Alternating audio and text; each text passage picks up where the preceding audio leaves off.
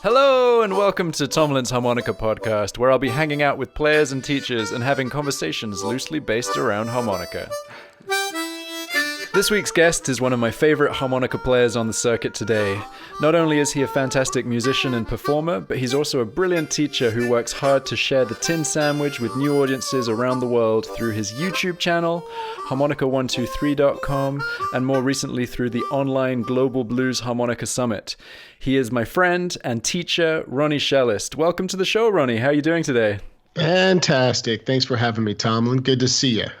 It's good to see you too. So whereabouts are you currently? Because you've just moved location, haven't you? I have. I took the long journey from Denver, Colorado, out to Champaign, Illinois, which is my new hometown. And this is a place I've visited many years in a row, coming out here for music. There's a really nice blues scene out here, and finally just pulled the trigger. And I was like, I'm in the wrong spot in Denver, Colorado for what it is that I want to do. So my wife and I made the move about a month ago. Very cool. And are you completely quarantined there at the moment, or have you been allowed out? There's limited. They're asking everyone to stay home unless you're going to the grocery store or you have a medical emergency. You need to go see a doctor. But I'm noticing that when I run out to the grocery store, people are out and about.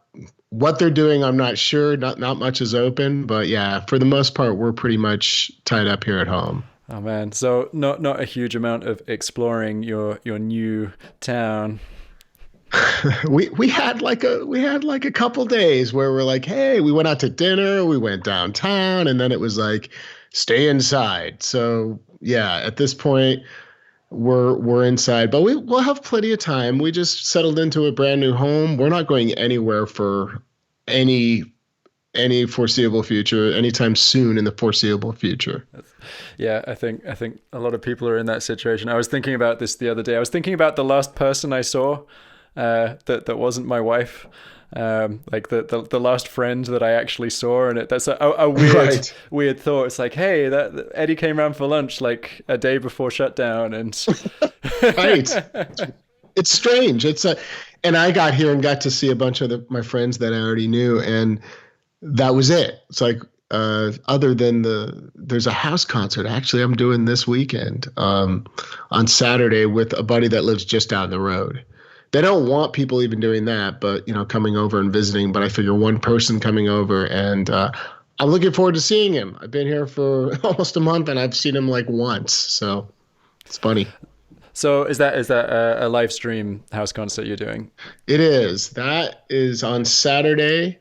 My good buddy Andrew Duncanson, the lead singer, and he also plays guitar in the band as well, for the Kilbourne Alley Blues Band with one L, Kilbourne. And he really is, in all honesty, my favorite singer right now on the scene. And he's coming over. We're doing a little duo show, and I think we're doing like a 12 p.m. Central show. People can learn about that at harmonica123.com. I put it typically under the I think it's the webinar or classes section of the website if you click on the store tab. But at any rate, that'll be fun to make some music. I'm like dying to play. So yeah.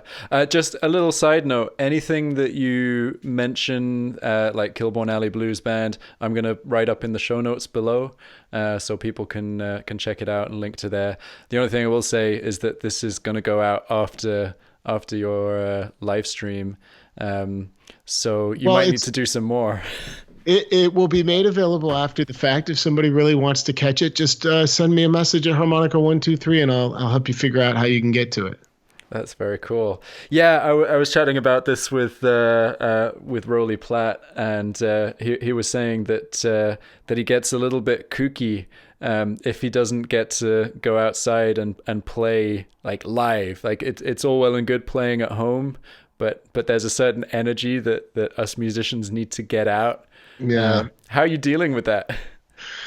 I'm a high energy individual. I have what I refer to as advanced ADD, and I I am very good when I'm focused making my videos. I'm busy teaching, and I have been extremely busy so far since the whole quarantine went down. But it's been raining a bunch here, and to not be able to get out and just take a walk, yeah, I've been a little stir crazy myself. I'm pretty sure my wife wants out. Uh, and it's only been 2 weeks, but yeah, I'm going a little stir crazy. I just need more exercise. I think that's the secret to it all. You gotta move, man. You gotta get physical. You gotta release that energy. And so, playing is one side of it, and teaching and keeping mentally, stimulated. But after a while, you got to go take a freaking walk or a jog or something. Yeah, you might not have been following this, but in the UK, the government have told us that we're all supposed to go for a run every day. Really? So if you look out at the window, there are just all of these very pink-faced people who clearly have never been running before, who are doing it for the first time. It's a really nice idea, but it means that it's quite stressful going anywhere outside because you're trying to kind of keep social distancing happening, and there are all these people running towards you. And like when I'm walking down the street, I look like one of those people who's on their way home from a late night event and has maybe had a few too many tequilas, and I'm moving from one side of the street to the other to avoid people. Totally. Well, I mean, it is kind of interesting. There's a lot of what's the word? Contradiction, or sort of like, let's close all these places. All of our restaurants are closed, and they are in most places, I would imagine, but many are open for pickup only. But then you go to the grocery store, which that makes sense to me. But then you go to the grocery store, and not in Champaign, Illinois, but I'm imagining in bigger cities. Now you're in the middle of this store, and there's people everywhere all around you, and it's like, isn't this sort of defeat the purpose? I guess you have to go get your food. What are you going to do? It's non-negotiable, but I just try to limit my time outside. If I got to go to the store, it's there and back. I'm lucky here. It's not crazy. The stores aren't swamped. Yes, people have purchased all the toilet paper here in Champaign as well, but you get creative, folks. Don't let that get you down. You don't need toilet paper. It is weird that's the thing collectively around the world that we were most upset about running out of, and like food is a lot more important. No, toilet paper, Tomlin. Come on. And then what about water? Just your necessities. I heard for a while they were going to limit the this is becoming the quarantine podcast, but they were going. That's what it is, man. Yeah, just chat it up. They were going to limit potentially our our water, our electricity, I don't know to what degree, gas. And I was thinking, that's a lot more alarming than a lack of toilet paper. But that's just me, but I got to say, it has been one thing I noticed that's kind of cool from all this is the creativity that has spawned, that from what I see on Facebook, just not just people doing creative projects, but getting creative with how they're going to survive. All these opportunities that have vanished have forced everybody to rethink how they're going to survive. That's it, make a living. And even when it comes back, I keep thinking 3, 4, 5, 6 months when things slowly start to open and festivals are happening again and gigs are happening, the whole landscape has been changed now, and everything it's going to be new. I don't think anybody can predict exactly how uncertain that might be. I hate to say that, but I think that in the onset, a lot of people are going to want to get out because they're stir crazy from being in. So places like clubs and festivals will do very well. But I think in the long term, most people are going to be potentially hesitant to be in large crowds again from just how serious this has been. What do you think? I think there'll be an element to that. I mean, to be honest, I think the first thing that everyone is going to do is go to the hairdressers. That's kind of priority one. Yeah. As soon as quarantine is lifted, all of these awful home cuts will be fixed. But yeah, people are going to be. Well, I don't know. I think as a species, we have a tendency to celebrate hard when we can. And I think, you look at what happened after the Second World War, and everyone partied so hard, even though it was still kind of tough times for a while afterwards. But like everyone partied hard, everyone went home and had kids. Like it was a really positive time, and I kind of feel that maybe we'll get that as well. People are going to be really excited to be able to take advantage of the things that they've missed.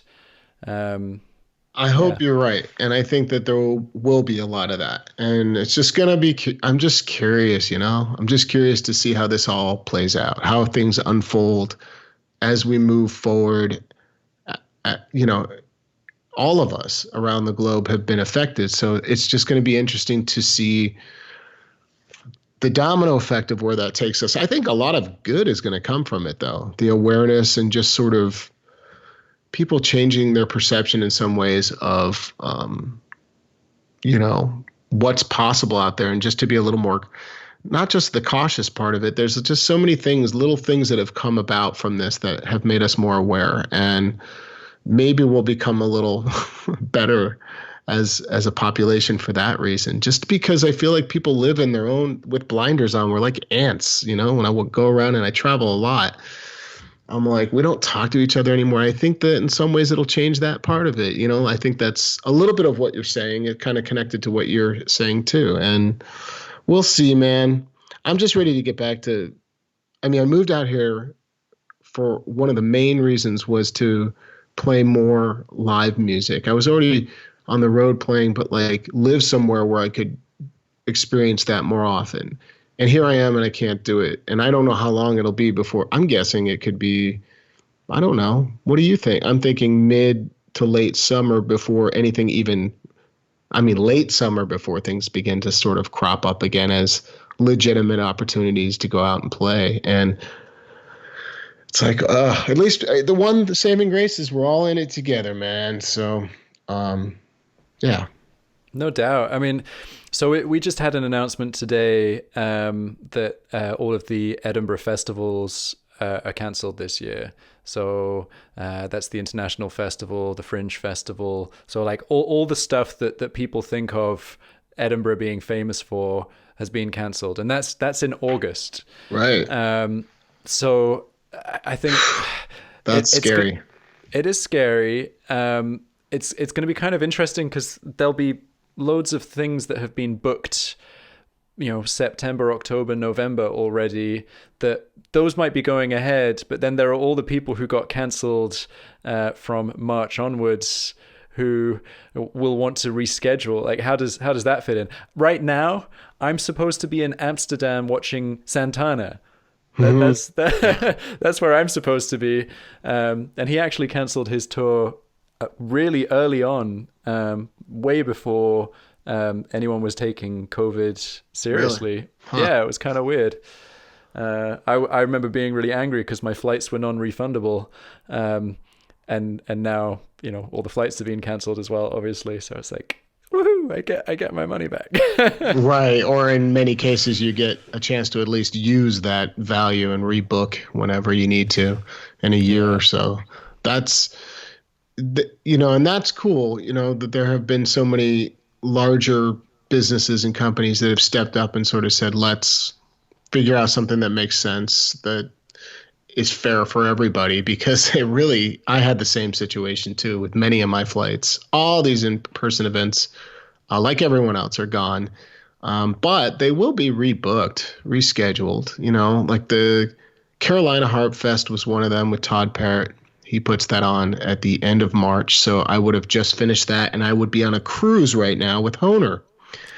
And I'm very thankful that is not happening. But that would literally have been a back-to-back trip for me. And while that one won't rebook because you'll just have to wait the year to come back around that cruise, the Harp Fest will come back. So I know that it's a game of shuffling all these events and where will they fit and how can the same with the Kerrville Folk Festival. There's one that came up for me this year, which would have been May. Now they've already rebooked it for October. So there's a little bit of saving grace in this that they're really trying to preserve the events, but the problem is, how does a full-time artist get by in the interim? And you and I are fortunate because we spend a lot of time working online. And, we've got I've talked about this endlessly with friends and family and a little bit on social media, but my heart goes out to my good friends all around that are just trying to figure out how to survive right now. And so it's tough. It makes me very sad. It is kind of insane, and I think you and I have chatted about this before, but we're kind of watching, sort of at the same time feeling incredibly grateful that we're already doing the online thing, and also feeling like how do we kind of support everyone.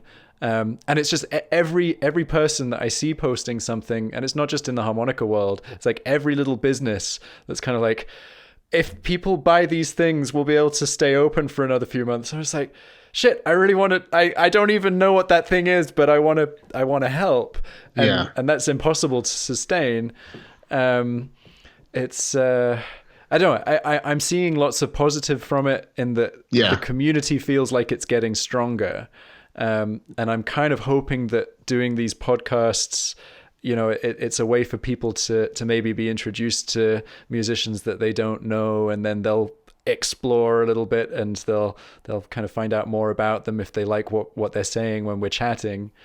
But then at the same time, a lot of the people who would be patrons to the musicians are also struggling and are in pain. And that's right. The domino is hitting everybody. This is it's fascinating to me. Starting about 10 days ago, my email began blowing up, and I realized right away that was because more people were at home and they were looking for distraction, wanted to get back into taking some private lessons, wanted to learn about this class I was doing online and whatnot. And that trend has continued, for the most part. But there was a period where it was, whoa, is this the way it's going to be? And I don't think at all that has shifted.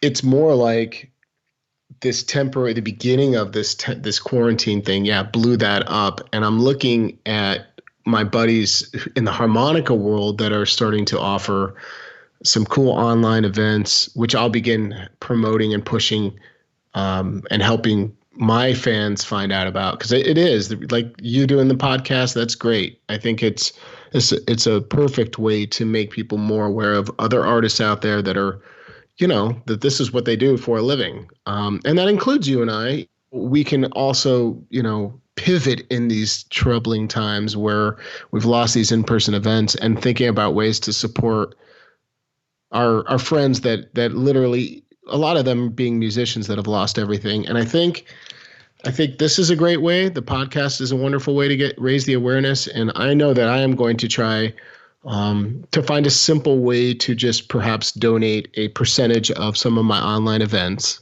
towards artists. The other way is I want to maybe do some free online things and just put these, PayPal links or something and say, please donate to these artists. Maybe do one at a time type of thing, like today's featured artist that I'm supporting, and put there. I think that's an easy way for me to give back. But it's tough because I've also had to make up a lot of lost money there. So this is interesting, man. But more importantly, it has brought so many of us together in a lot of interesting ways. It's like right here, right now. You would have been at a Santana concert. We would not be doing this.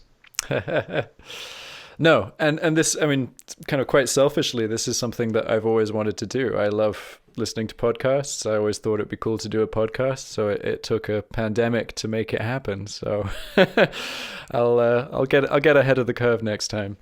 I love the idea. I've always had that idea in the back of my head. How cool would that be? And there's one other gentleman that I know that did some podcasting in the harmonica world, but I have a feeling that you're going to tap into the right artists, the right people that people want to be introduced to, and also talk about things that are going to be fun. I like that we're just chatting here, and that it does not have to be music centric or harmonica centric, but down the road, I'm assuming you might be doing more of that where it's just harmonica focused. Is that true, or am I totally wrong? I don't know. So I mean, my plan and the way that I've promoted this so far is this is something that I'm doing for the duration of quarantine. Um, I might carry on, but it is a chunk of extra work. Not in a bad way. It's I normally go for a nice long walk every day. I'm not doing that at the moment, so I'll hang out with one of my harmonica buddies on Skype and record it instead, which is lovely. But yeah, we'll see. I mean, I like that it could be just a short series while everyone's stuck at home and want something a little bit lighthearted to listen to. So people probably don't know this, but you never know. It might carry on. But you and I met in Edinburgh at your event, the Harmonica. What do you call that event? The Edinburgh Harmonica Workshop. Edinburgh Harmonica Workshop. And thanks to Tomlin, I got to go out and hang out and see his beautiful city, a city which I had actually spent one evening in many years prior, when I was a courier and had to deliver what they call a wafer. I told you this, right? You did. This was such a weird story. You need to tell us about it. It's not really that exciting. Let's keep the short version. I was a local delivery courier guy. This is many years ago. I'm still trying to play live music, and I was the part-time thing, still hanging on to part-time jobs at that time. And the job was horrible. They didn't provide me with enough work. I sat in my van outside of their warehouse most days. But one day, Tomlin, right before I was about to quit and say, screw you guys, they came up to me, my boss, and he says, you have a passport? I said, yes. Is it current? Yes. Can you get on a plane tonight and go to Edinburgh? And I said, yes. I thought to myself, well, this is the best thing that's come out of this job. Long story short, they had me carry what's called a computer wafer, which is the part of the computer that contains very sensitive information. So they wanted it hand delivered to the customer. So I got to go through London and then make my way out to beautiful Scotland. It was great. And the problem was I landed in the evening, and in the morning I flew out back to London to spend about a week. But it was enough to know that I wanted to go back there. So I appreciate you bringing me out there. That was just a wonderful little visit. Lee Sankey was there. Obviously you were there. Liam Ward was there, and we just had a great time bonding and teaching and playing and chatting it up. It was really nice. You really put on a great event, I gotta say. Well, thank you. I have actually just cancelled this year's one, so it's not a great segue, but but there will be more. This is the thing. Like there will be more. I will do it next year. But I think that's the thing. That's the thing that I think everyone is missing right now, and we maybe don't miss it quite so acutely when it's easier to get to it. Yeah. I think people don't think about in-person events enough. But, teaching online is wonderful and learning online is wonderful.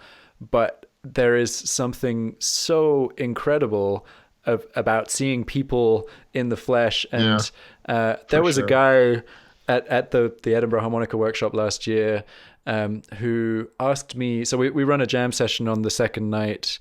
And he said, Tomlin, do you think there's any chance that I can get up on stage and jam with Ronnie? And I was like, yeah, of course. So he got up and played with you.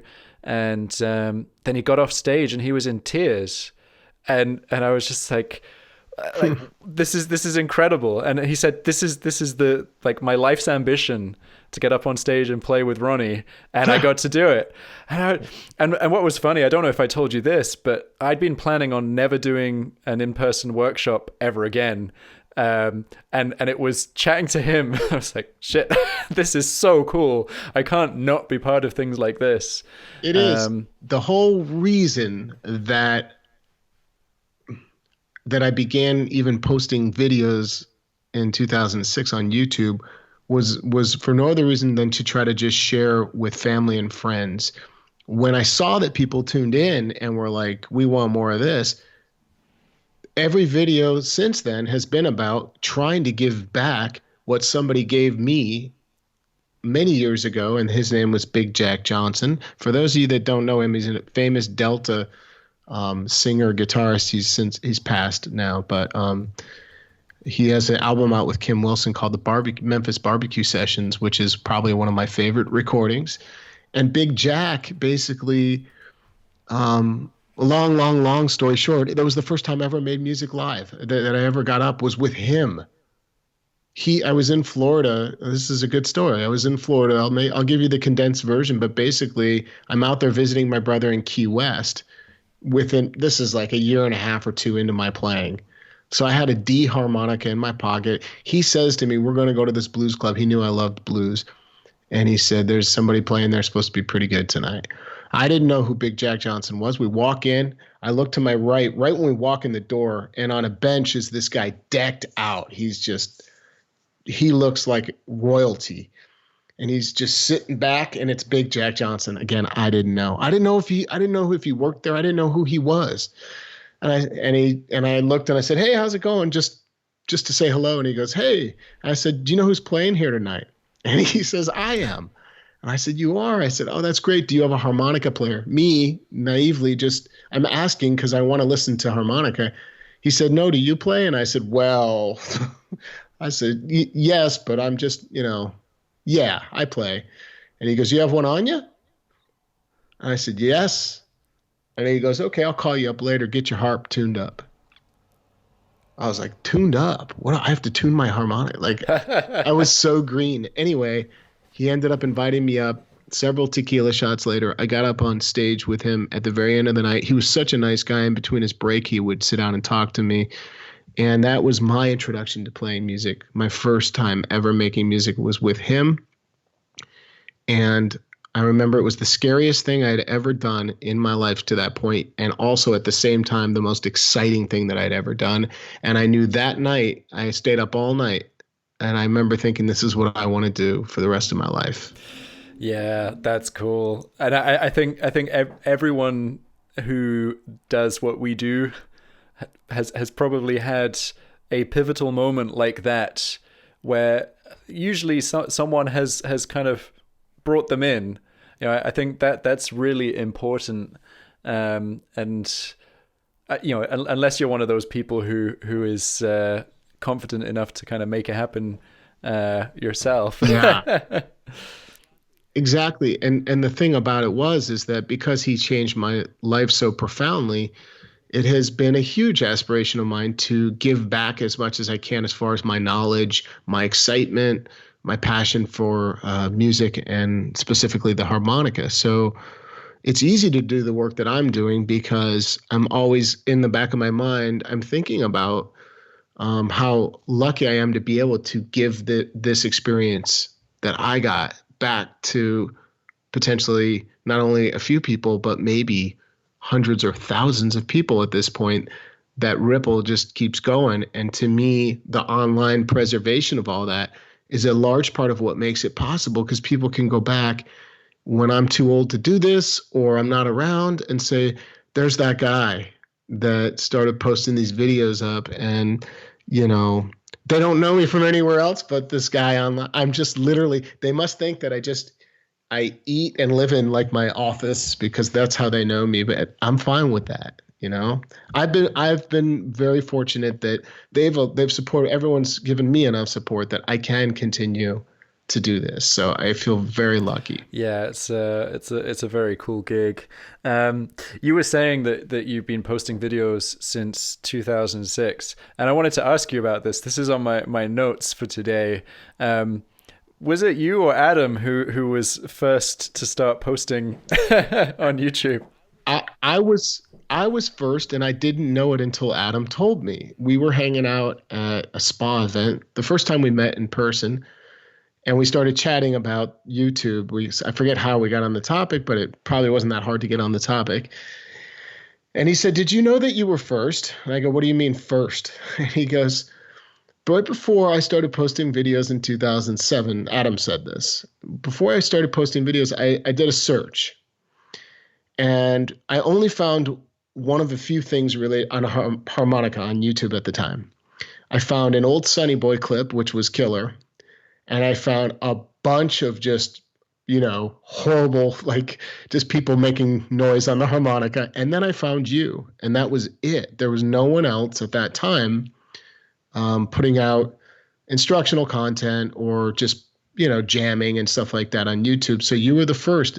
So he hit me to that. I didn't know that. And that's cool. I know that right around that time, so shortly after, Adam and maybe like Dan Gage and some other players began sharing and teaching regularly, actively. And I dropped off because I got distracted with life. But throughout the years, I've still somewhat consistently been posting, and more so nowadays.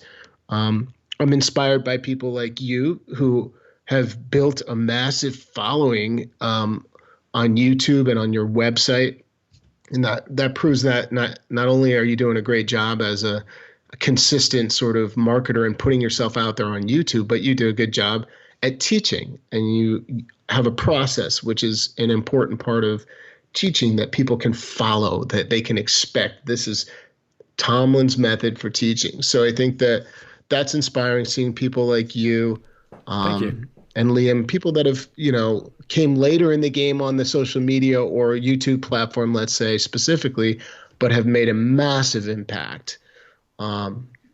Kudos to you. Thank you. I appreciate that. It's kind of nuts for me to hear things like that, because I learned everything that I know from watching the first people posting videos on YouTube. So you and Adam and Dan. It's kind of nuts. I mean, I never thought that this was going to be what I was doing. You didn't picture it quite as big as it's become. Well, it was completely accidental. I mean, that there was definitely a point when I realized that it could be something worth pursuing aggressively. But it was just it was a service that I was doing for. I used to run a brick and mortar music school here in Edinburgh, and I was getting fed up of my students coming to lessons each week and saying, "Hey, I don't remember what we worked on last week." So I just started posting videos of after each lesson, and then said, "Look, here's a video for you to refer back to, so you know what you need to practice for next week."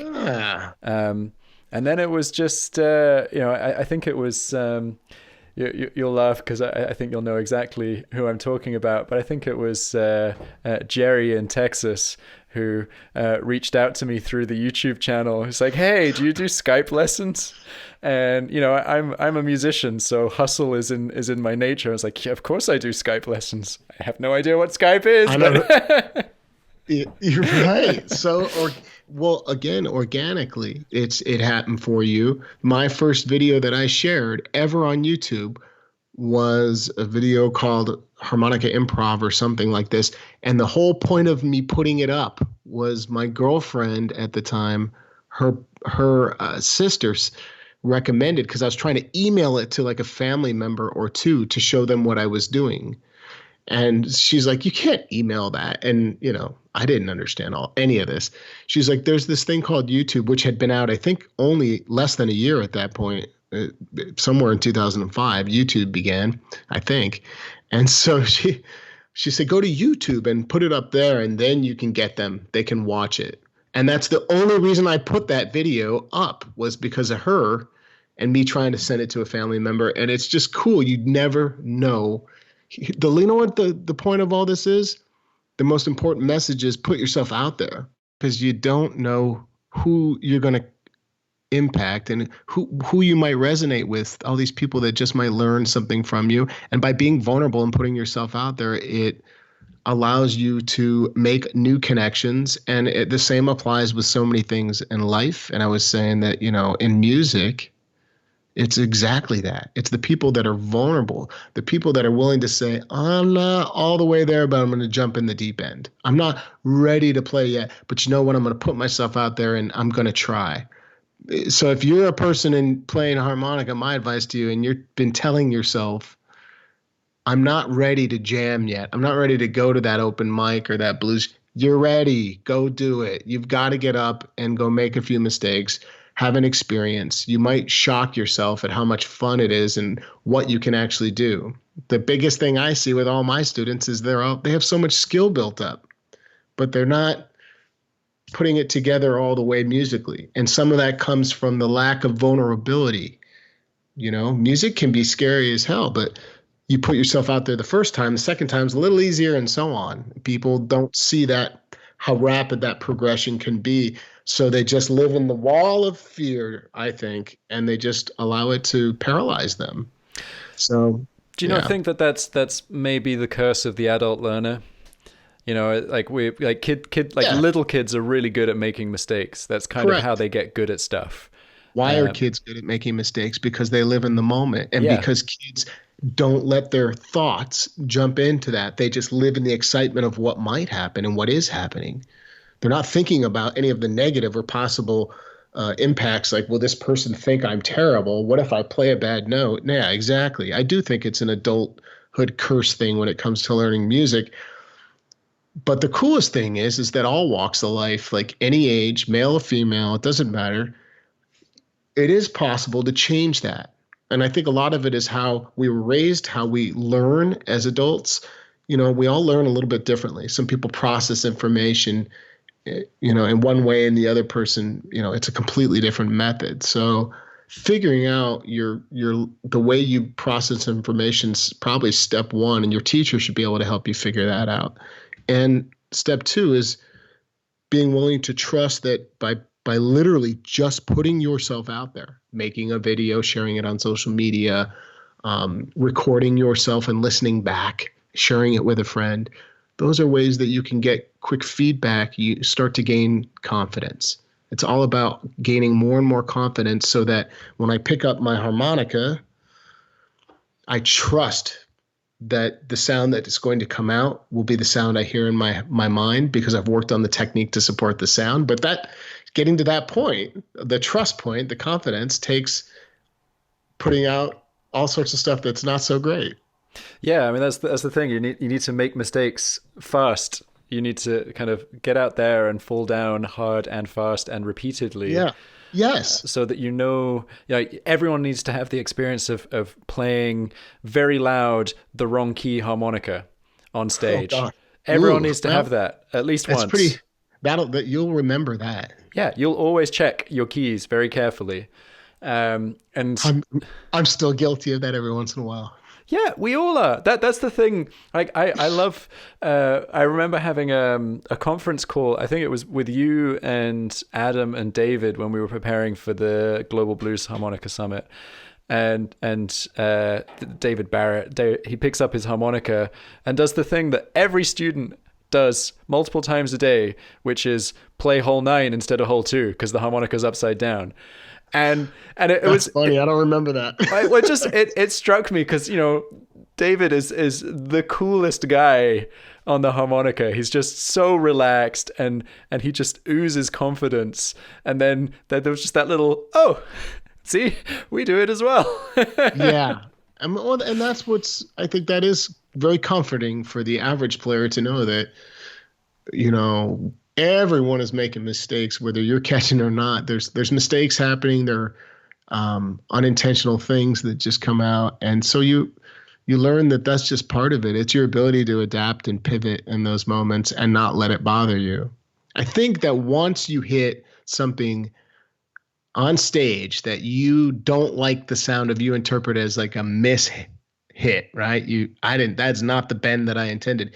That it's the domino effect of kind of that irritation living into the next note, the next note, the next note, the next note. Me, when I play, if I had a bad note, it's like I'm on a highway and I'm a kid looking out a window and I just see trees going by. It was just a tree. I was like, it's gone. Next. I'm so focused on what's happening that if I hit something bad, I pretend like I heard it the way that I intended and I keep moving. I can go back and try to unstick the reed if it was a stuck reed, tap it. But I'm so in the moment on where I am right now musically that those hiccups no longer impede my playing. They don't bug me at all, and I think that's something that's just experience and time. What do you think? Oh, definitely. And I think it's, every single gig for, my first 500 gigs, there was a post-mortem afterwards in my mind of Yeah. like, why, and the worst gigs were the ones where people came up and said, wow, that was the best gig you've ever played. I was like, you know nothing. That was the worst gig I've ever played. Yeah, But you can't say totally. that, because that's Yeah. really mean, and you just got to be like, oh, thank you so much. That's really kind. Thank you. It's true. Whereas inside you're thinking, oh, I'm never doing that again. And if I've told the guitarist once, I've told him 1,000 times. There's no turnaround.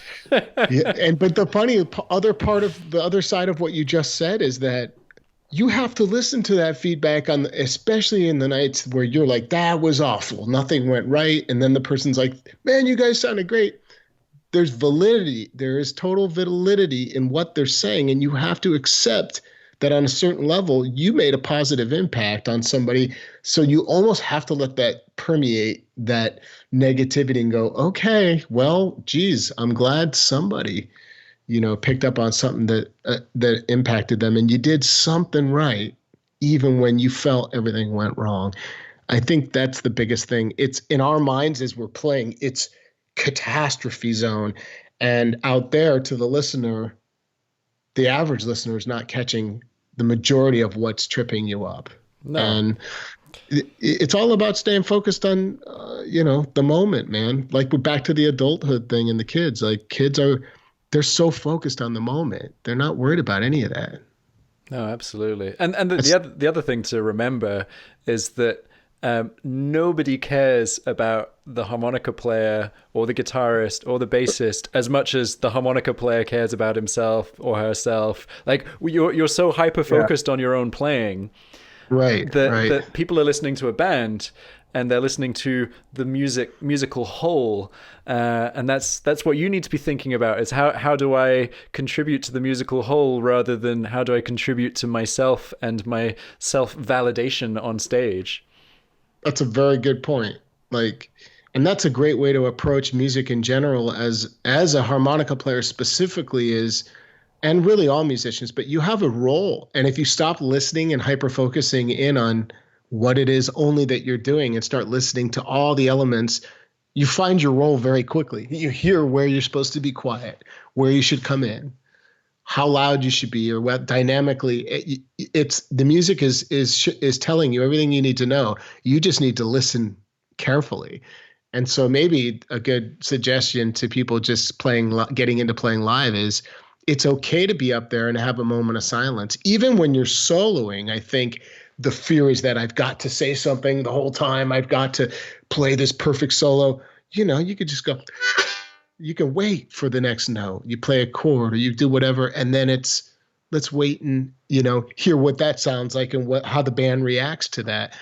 You just have to be comfortable being in your own skin on that stage. And then you'll be able to play what naturally comes to you. I think that takes a long time. I think that it's something that, I know for me, I'm still working always. I feel relaxed on stage, but I know that to bring out my best music, it's something that I constantly have to strive towards. Like, I still feel like I have a long way to go is what I'm saying. For example, I love to sing, but I know that I'm not the best singer out there, but I love singing. So I don't care. I'm going to sing. And I know that that's a focus area for me as an artist, right? Not just a harmonica player, but it's something that I think also would help the average harmonica player try to sing a little bit. And those are the types of things that I wish I had done really early in my playing, but I didn't do it until maybe like 5-6 years in. Like, I'm going to learn how to sing a song so I can relate to the song differently as a harmonica player. I think that's huge. I think I talk about this tons with my students because I think one of the biggest issues with harmonica players, especially at the beginning, is the phrasing and learning how to leave space. Because unlike other wind instruments, you can breathe in, and then when you're too full, you can start breathing out, and you can just make noise constantly. And it doesn't necessarily make for a great listening experience. Whereas if you listen to singers and you become a singer, then you start noticing what phrasing is like and what really hooks an audience. It's everything. Yeah. Singers are the biggest. I think for a harmonica player, it's the one thing you should be focusing on more than any other instrument are the vocals, because that's where the melody lives. As a harmonica player, you even if you're not going to play that melody, you need to know it, because from it will stem your ideas. And so the way in which you present your ideas could relate to the melody, but not be the melody. There's so many variations of improvisation and performance and all this, and many angles that you can consider. But at the end of the day, you want to relate to like if there's one part of a song, you need to first examine it's the melody. If there's a distinct melody going on, you need to know it. And I'm a big believer in that. For years, I'd never paid attention to that. And I still work on this. I think my next life, and when I say next life, I mean like this life, but like not this part of my life where I'm doing what I do now. I want to acquire more melody playing. I want to be able to, one song I've been working on that I'm still refining, but I can finally play it, is Black Orpheus on the diatonic. Black Orpheus, P.T. Gazelle taught me. Sugar, which is a Stanley Turrentine song, I believe. These types of melodies, Sweet Georgia Brown, there's a couple others. They're so beautiful, and I'm not an overdraw player, but when I play on these songs that don't require those notes, and they swing and they have these gorgeous melody lines, it is such a challenge for me, but it is so rewarding to be able to play the melody.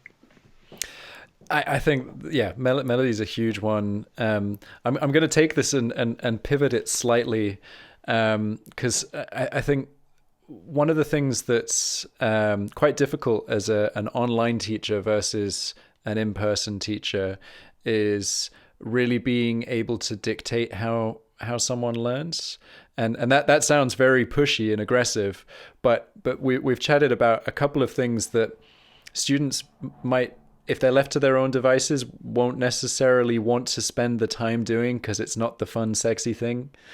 And that's certainly something that I really struggle with. It's because if I have an in-person student, like from day one, I get them playing with a guitarist. I get them used to jamming, but I can't do that online. I can say, watch this video of me playing guitar and play along with it, but I don't know if they're doing it. And similarly, you've described getting people to learn melodies and what that does for you as a player is huge. But there are so few role models of that type of playing on harmonica. I mean, they're there, but people are listening still to the very kind of classic blues, and they've discovered the 4-draw and everything's great. Yeah. And it's all about the fun. Like how do you kind of enforce those important, the melody? Well, just the fun, the things that are important. Excuse me.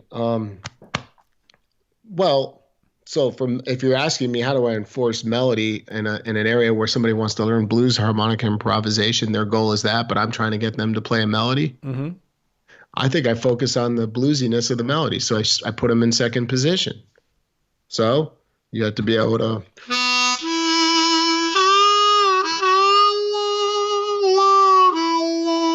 get them playing a little bit of that. And then they're like, ooh, that's bluesy. That's kind of what I want to do. Yeah, you're learning a melody.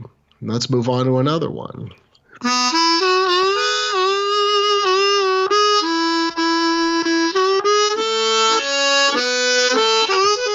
Bring in the bluesy elements, the warbles, the hand wah and all this.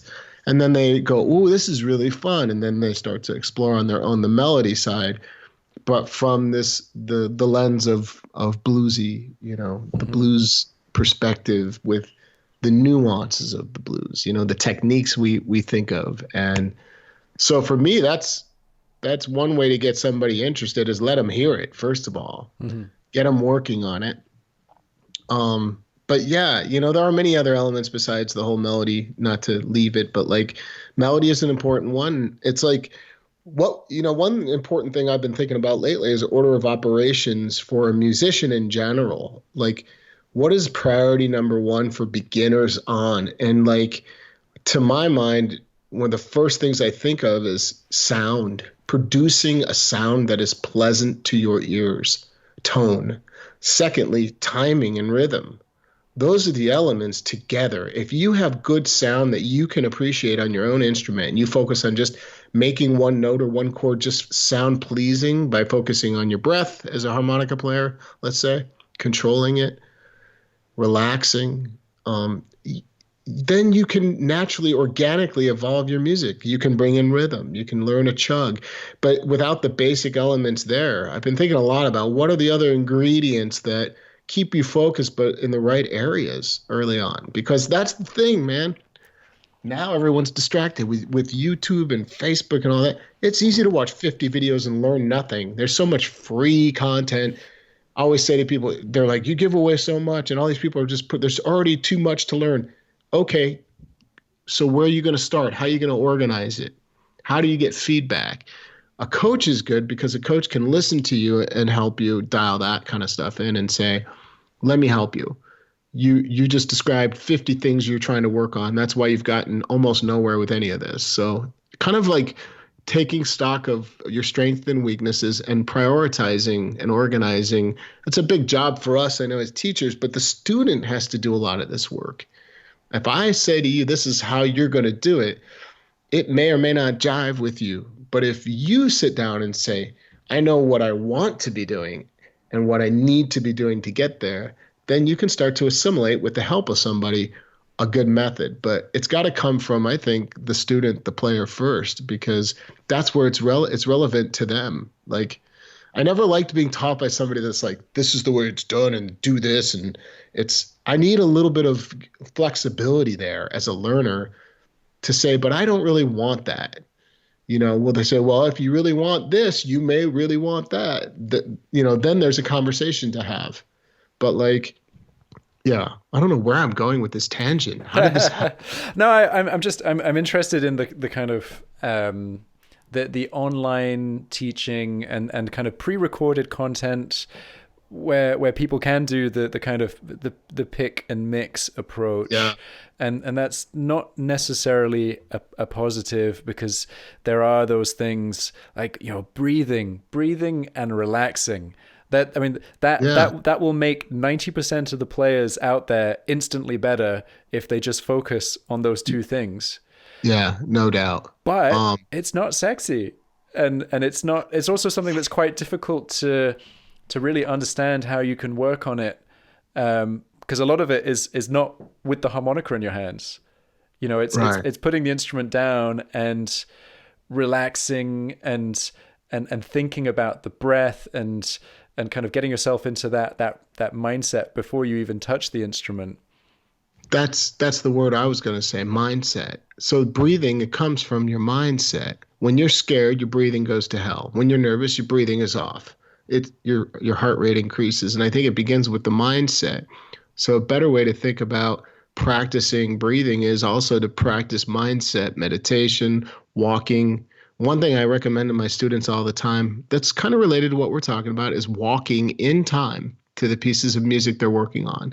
So I have them take a walk, and you can double time or half time walk, but it's still got to be within some sort of rhythm to syncopation you've got to be in rhythm to what you're walking to. So if the beat is, that's your right, left foot making contact with the ground. Mm-hmm. And getting these people to just tune into this relaxed state of mind of listening and observing first.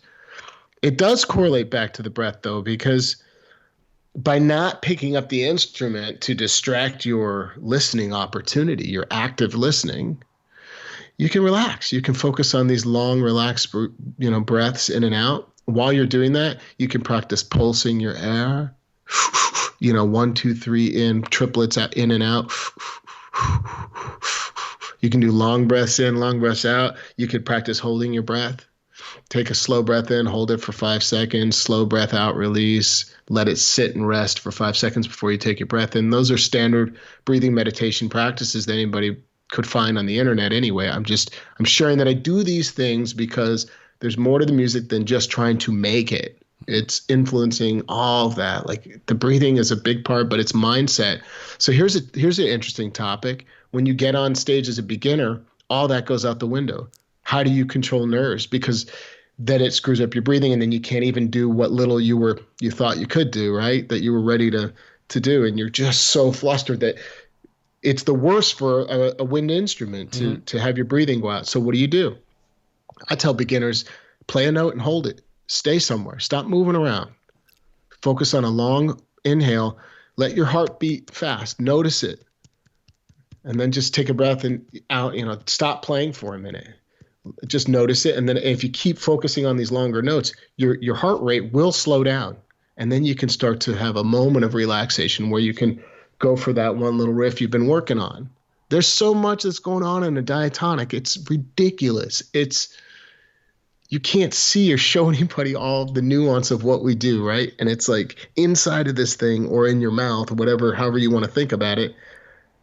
It's like a whole nother world of detail happening that it's so complex that we need this relaxed breathing to even have a chance to take advantage of all that. No doubt, no doubt. I mean, how many times have you had a student come in and they're super excited because they've been practicing what you sent them away to do, and then they play it and it goes out the window, and they say, I don't understand what happened. Every time I play it at home, it's perfect. Yes, all the time.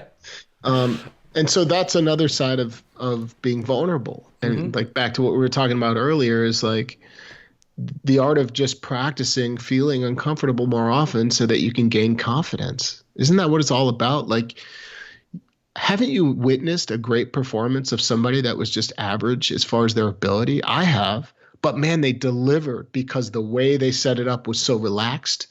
The way when they chose to play and not to play was perfect. They had a good sound.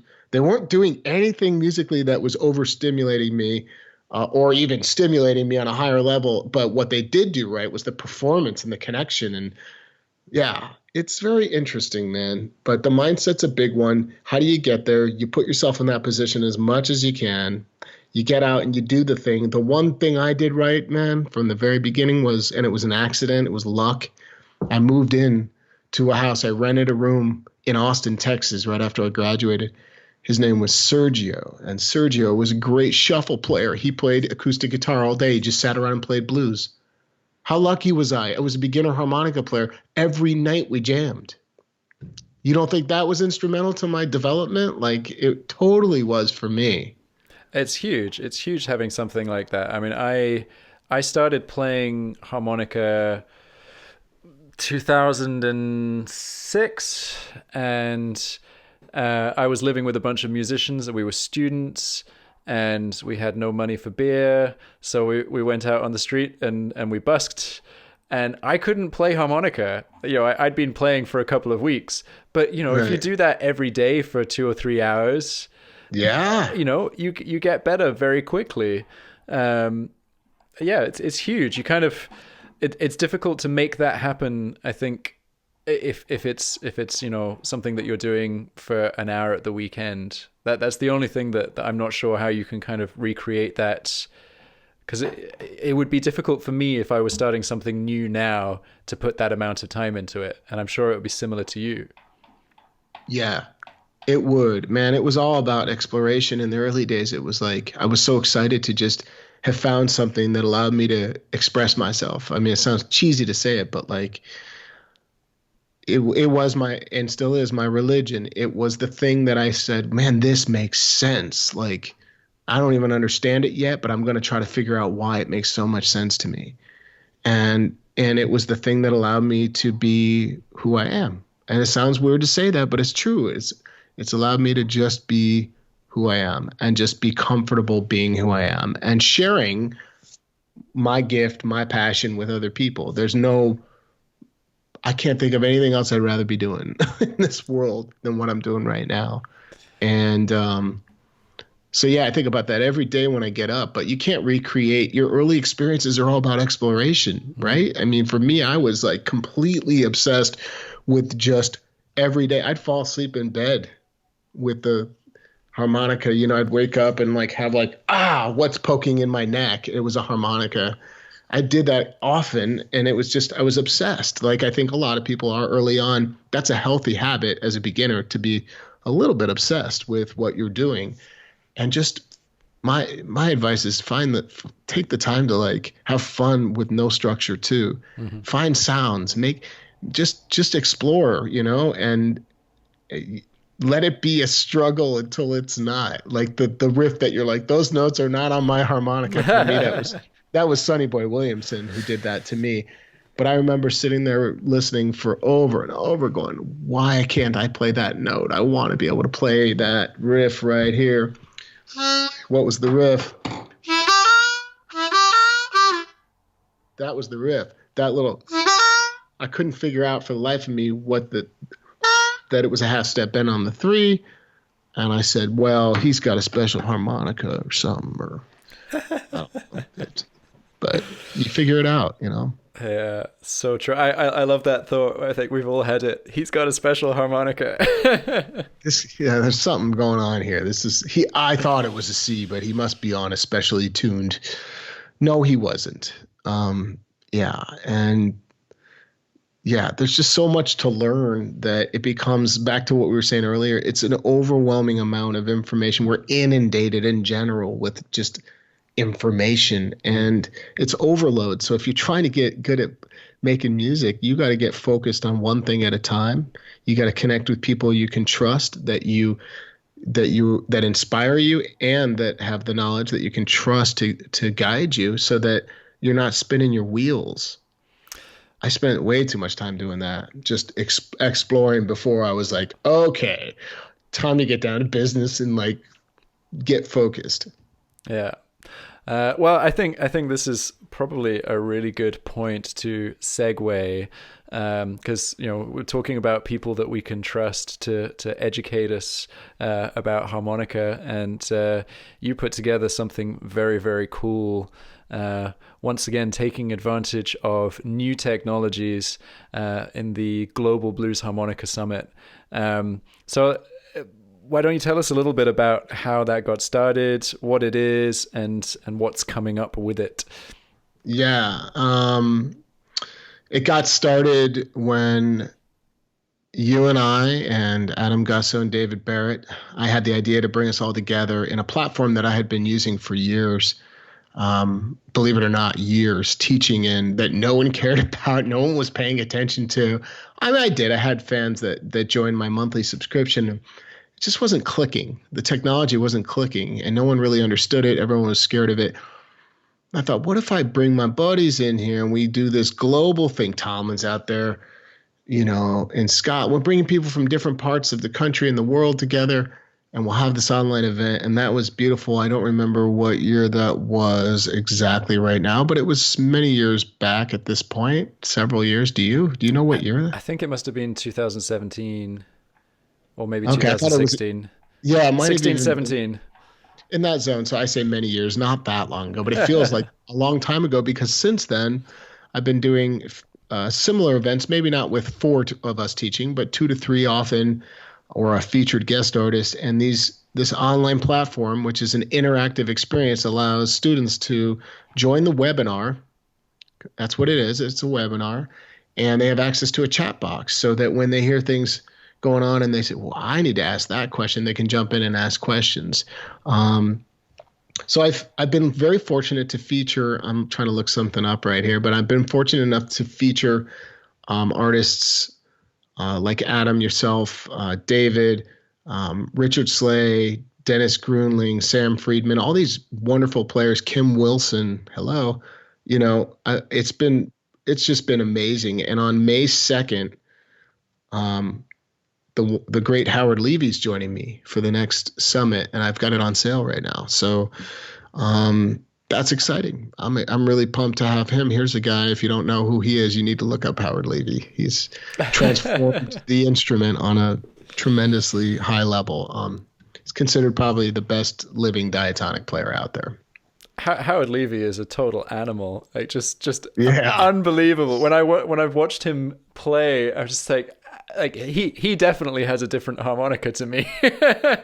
Yeah, his comes from outer space, and ours absolutely not. His mind comes from outer space, probably his musical mind. He is a piano player, and so he visualizes on the harmonica a piano layout when he plays. He sees a piano, and I've heard him talk about this. So it's fascinating. That's all it is to him. It's a piano. He literally, as he's playing, he watches where that would be on the piano. So he's taking advantage of every note because it's a chromatic instrument. So he plays a diatonic fully chromatic by taking advantage of the overblows, the overdraws. These are notes that raise the pitch rather than flatten it like a bend. And so it's incredible to listen to the way he has put it together in world music, and he plays everything. Every style you can think of, from Yiddish music to gypsy jazz to folk music to blues. You just name it, he's done it, and he's probably recorded it too. I think he's got a massive collection of recordings out there. So what we're going to do in the summit is hang out, not only have him teach a session on learning jazzy blues and bluesy jazz and alternate positions and how to bluesify those zones of jazzy positions that people think of as more jazz oriented, how to make them more bluesy, and vice versa, how to jazzify the bluesy sort of positions. And he's going to perform where he does the thing where he plays piano at the same time while he plays harmonica. So that's going to be it's going to be fun. That's going to be very, very cool. Please remind me to send you a personal invitation. You're personally invited to all these events as a guest of mine. Well, I'll be coming. I'll be coming anyway. But I'm going to link that up in the show notes, and I highly encourage people to check it out. And one concern that I know a lot of people have with these kind of online events is, what do I do if I can't join live? Yeah, they're recorded, so everything is preserved. Whether you show up or not, you still get a link in your email that night or the next morning that contains the recording of the entire event. You can download it or stream it, or both. Do whatever you'd like with it, and then you've got it on your computer to go back and practice along with, as long as you're around. It's so cool. I mean, I think that I started learning harmonica at a point where it was probably starting to get a lot easier. But I think now it's even easier, with those kind of online summits and all the teachers putting out YouTube videos and things. I think that there's no excuse anymore to not get good, because everything you need is out there, and I think it's very. And the technology is also evolving. Like, I look back to the summit we did, the quality that we got on the recording versus some of the quality that I can get now with different platforms and different tools. It's getting to where it makes sense to do this, and not only makes sense, but like, you can see each other more clearly. You can hear each other better. So the technology is allowing us to actually communicate effectively enough to where the learner can get a lot from these sessions. It just simply wasn't made available because the technology wasn't there back in the day. You're lucky to find even a harmonica teacher in your hometown. My experience was one that I had to hunt before I found the one guy or two guys, the total, but that were teaching where I lived in Austin, and that was Michael Rubin and JP Allen. Coincidentally, they lived in Austin, Texas when I lived there. JP left shortly after to move to Hawaii, but JP was the first teacher, and then Michael Rubin was the second one. I bet everyone has heard of these teachers out there floating around, but yeah, it's kind of cool what we have now. Especially things like the podcast is a good example too. Oh, thank you. Cool. Well, I think that this is probably a kind of good spot to start wrapping things up. Before we do, though, is there anything else that you want me to promote or talk about, or anything you want to say?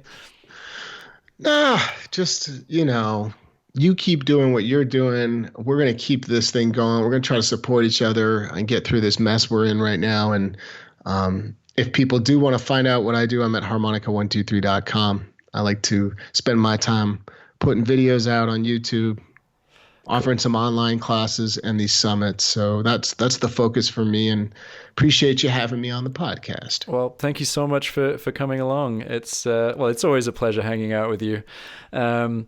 You too, man. I got to say, everything that has been spoken about will be linked up in the show notes, including harmonica123.com. And you really, really, really should check out Ronnie. And if you're kind of on the fence about getting Skype lessons, do get in touch with him, because he will do wonders for your playing. He'll kind of build a curriculum around exactly what you want to be working on. And he's kind of perfect teacher / mentor, so definitely worth checking out. Anyway, thank you so much for joining me, and I'll see you soon. Thanks, Tomlin. Cheers.